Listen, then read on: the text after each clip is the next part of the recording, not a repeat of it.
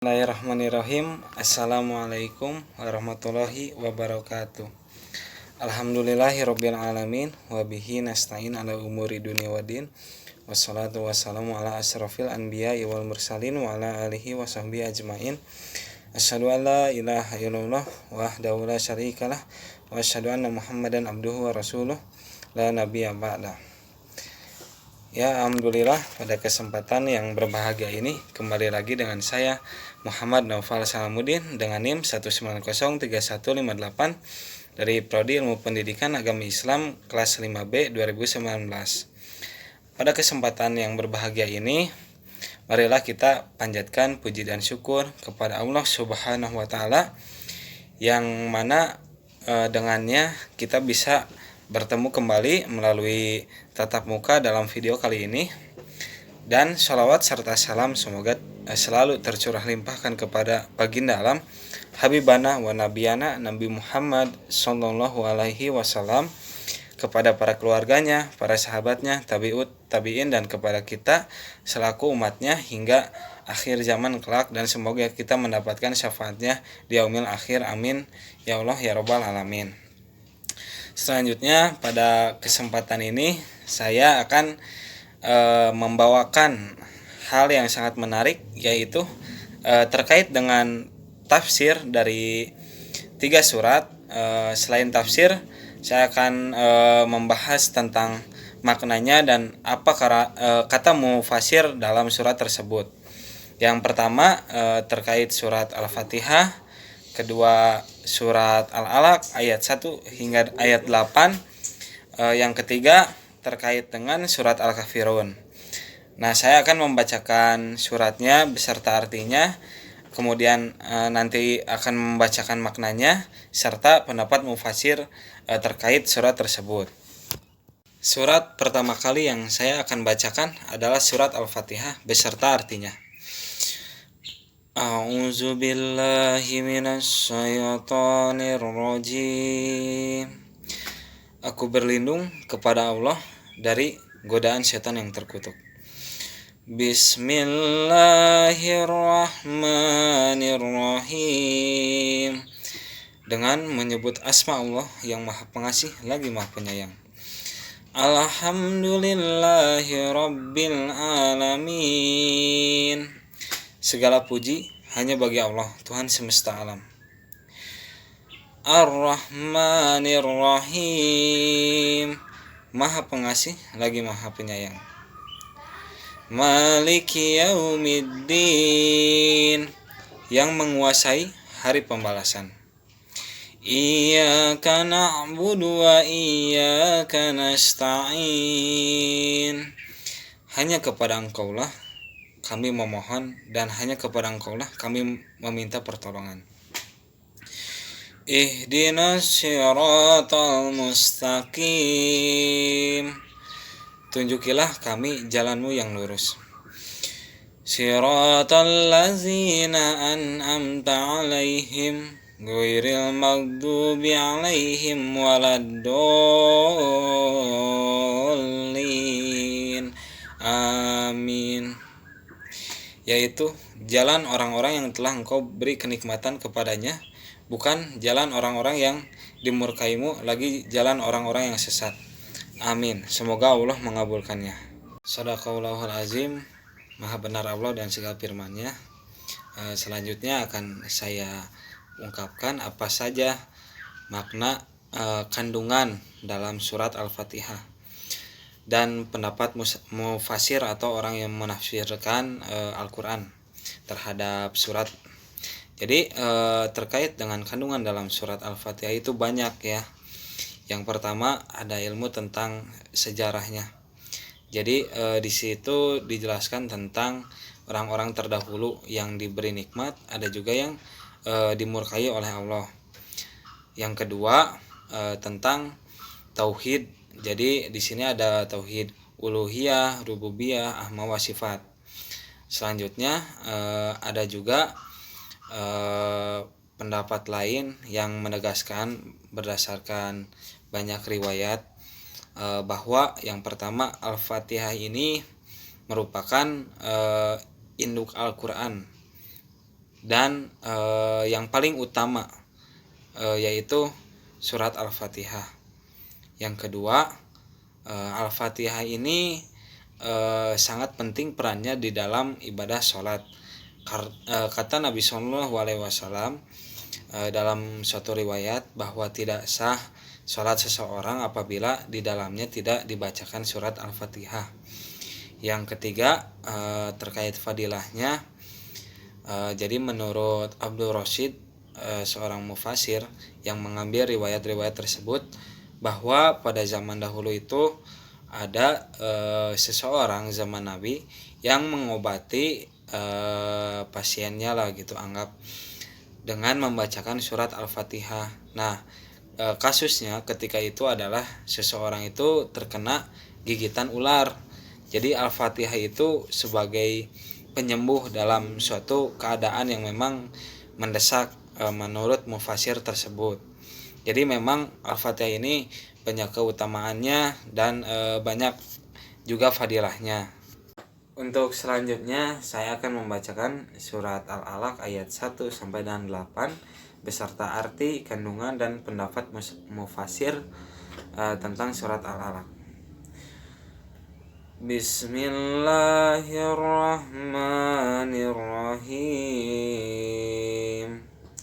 Dengan menyebut asma Allah yang Maha Pengasih, Maha Penyayang. Iqra bismi rabbikal ladzi khalaq. Bacalah dengan asma Tuhanmu yang telah menciptakan. Khalaqal insana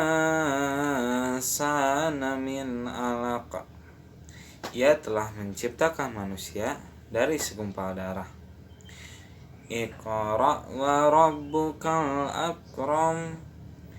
Bacalah dan Tuhanmu lah yang maha mulia. Allazi 'allama bil qalam. Ia mengajarkan manusia dengan perantara pena atau kalam. Allamal insana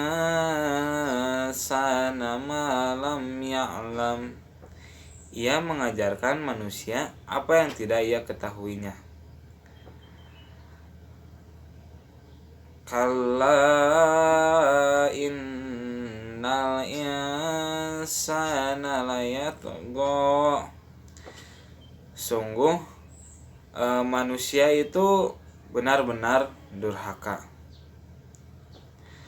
Ar-ra'ahu istaghna. Apabila ia melihat dirinya itu sudah serba cukup. Inna ila rabbika ruj'a. Shadaqallahul azim. Sungguh hanya kepada Tuhannya lah ia kembali. Maha benar Allah dengan segala firman-Nya.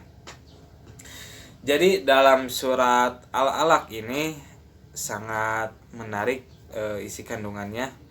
Yang pertama itu tentang anjuran kepada manusia agar bisa membaca. Selain membaca, untuk menambah wawasan itu melalui bacaan, misalnya buku ataupun media lain, baik melalui smartphone dan lain sebagainya, yaitu manusia dituntut untuk bisa membaca situasi kondisi seperti apa yang dialami oleh Rasulullah SAW. Ketika itu Allah menyuruh Iqra itu selain untuk membaca di situ, jadi membaca situasi kondisi kota Makkah atau Madinah saat itu,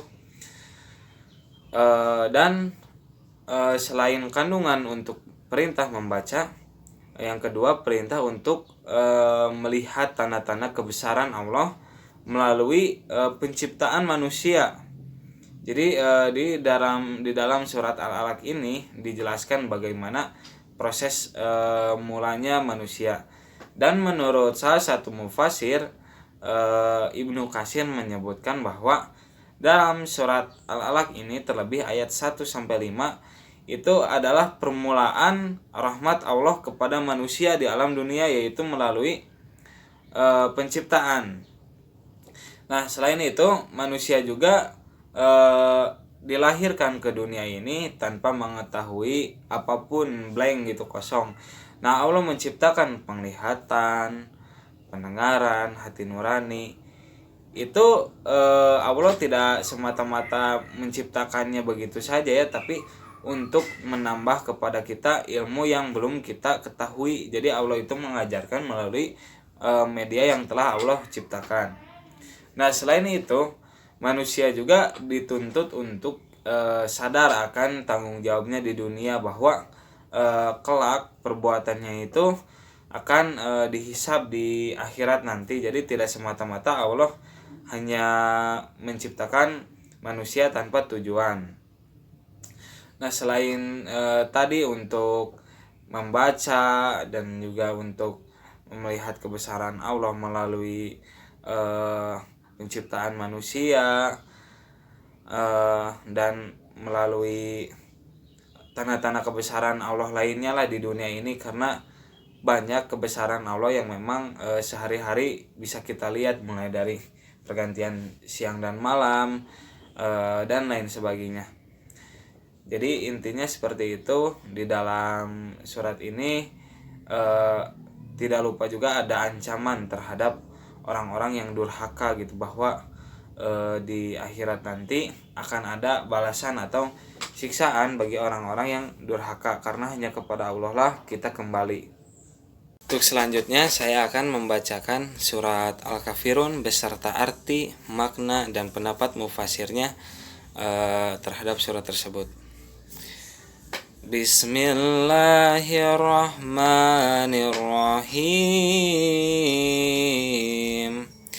Dengan asma Allah yang maha pengasih lagi maha penyayang.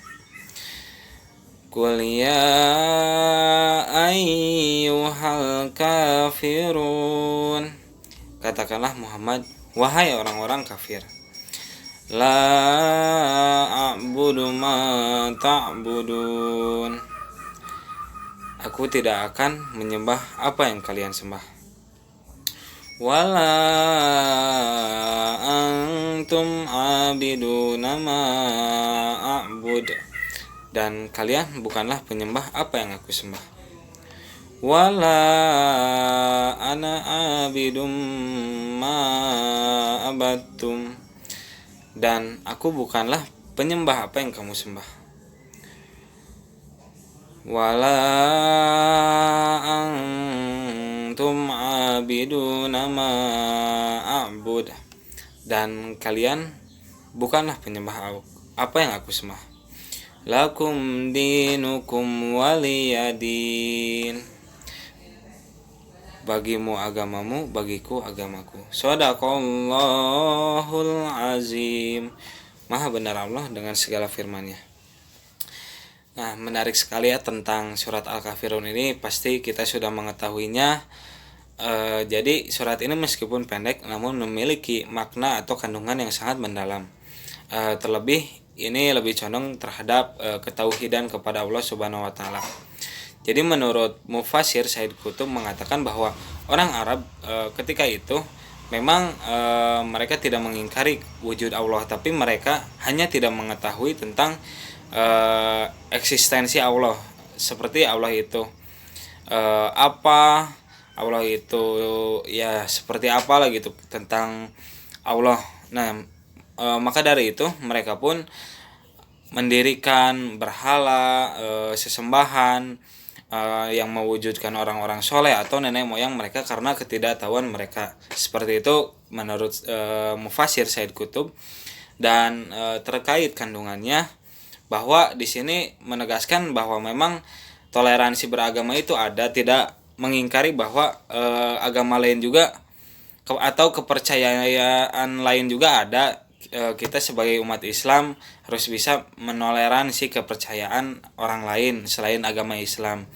Dan selain itu kita sebagai umat Islam harus bisa menolak terkait dengan toleransi akidah atau ketauhidan gitu atau ibadah. Itu tidak bisa ada toleransi ya, kita tidak bisa menyamakan peribadahan kita dengan agama lain. Dan kenapa di sini surat Al-Kafirun ada ayat yang memang diulang-ulang?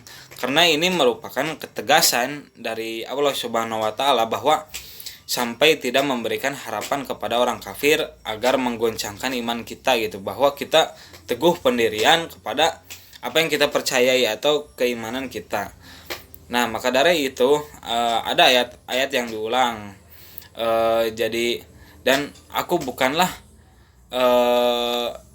penyembah apa yang kamu sembah gitu, dan kamu juga bukan penyembah apa yang aku sembah. Nah, seperti itu. Jadi diulang-ulang tuh karena memang untuk penegasan. Nah, selain itu kita di sini dilarang juga untuk berbuat suatu kemusyrikan atau menduakan Allah Subhanahu wa taala, karena itu merupakan dosa besar yang memang kata Allah sendiri tidak diampuni kecuali memang bertobat kepada Allah Subhanahu wa taala dengan tobat nasuha atau tobat yang sebenar-benarnya. Mungkin itu saja yang bisa saya sampaikan pada kesempatan kali ini. Semoga bermanfaat ilmunya, semoga menjadi keberkahan untuk kita semua. Salam bakti saya untuk keluarga kalian. Semoga kita selalu dalam keberkahan. Bibarakatil Quran. Al-Fatihah.